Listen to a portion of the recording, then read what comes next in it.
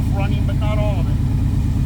And that squeal you heard at 3 grand? Yeah. Loose alternator belt, or one of the belts is a little on the loose side. That's just something tightened up.